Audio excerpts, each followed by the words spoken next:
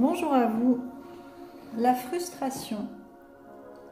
Alors, toujours en lien avec mes séances, la frustration, quand je me connecte à cette notion, je me souviens en fait d'avoir entendu dire que l'éducation se fait par la frustration, l'éducation des enfants passe par la frustration.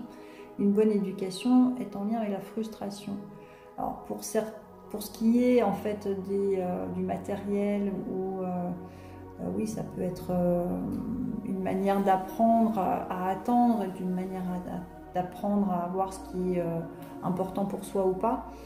Et en même temps, il y a des frustrations qui sont quand même pas utiles pour l'éducation. Moi, je pense notamment donc, à cette personne dont la mère en fait était dans cette obligation de s'occuper de ses enfants en famille un peu nombreuse, et donc du coup se frustrait de ne pas pouvoir accéder à ce qu'elle voulait faire, elle. Et donc elle était dans cette frustration-là, et elle a engendré aussi de la frustration dans son éducation vis-à-vis de ses enfants, puisqu'elle les empêchait d'aller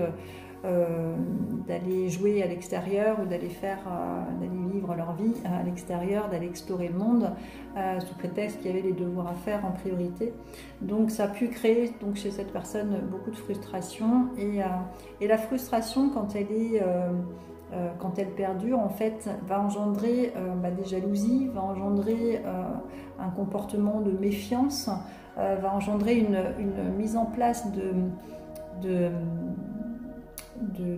comportement à compter ce qu'on a, à focaliser sur le manque, à imaginer. Alors effectivement, la ressource qu'avait déployée justement cette personne, c'était d'aller imaginer la vie à l'extérieur, celle à laquelle elle n'avait pas accès justement à ce moment-là, de pouvoir aller imaginer ça. Donc c'est une bonne ressource qui lui permet aujourd'hui de quand même d'être heureuse et de se rendre heureuse, parce que l'imaginaire justement ouvre à tout quoi, finalement, à accès à tout, et là il n'y a pas de frustration possible.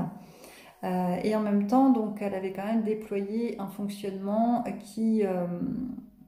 où elle pouvait inconsciemment s'empêcher d'être heureuse en fait. Quand il y a des bases comme ça, notamment de la frustration, des bases comme ça dans l'éducation, et ben tout le travail d'une vie, en fait, ça va être justement d'aller s'octroyer ce dont on a envie, ce dont on a besoin, pas se frustrer soi-même. C'est justement l'apprentissage, c'est justement d'apprendre à s'honorer. Alors après, il y a des frustrations, voilà, si on ne peut pas accéder à tout parce que ça coûte cher ou parce que je ne sais pas. En même temps, il y a des choses, des désirs qui ne sont pas forcément nécessaires, enfin voilà, qui ne sont pas utiles, qui ne sont pas des réels besoins, quoi. Donc c'est bien différencier désir et besoin aussi. En tous les cas, la frustration, il y a des frustrations qui sont saines, parce qu'on ne peut pas tout avoir ou surgâter son enfant, c'est pas forcément une bonne façon de lui apprendre à répondre à ses besoins d'ailleurs et à ses désirs. Par contre, si on a ça dans son histoire, c'est important d'apprendre à ne pas se frustrer et ne pas justement engendrer aussi autour de soi de la frustration, parce que ça se fait de manière inconsciente en fait.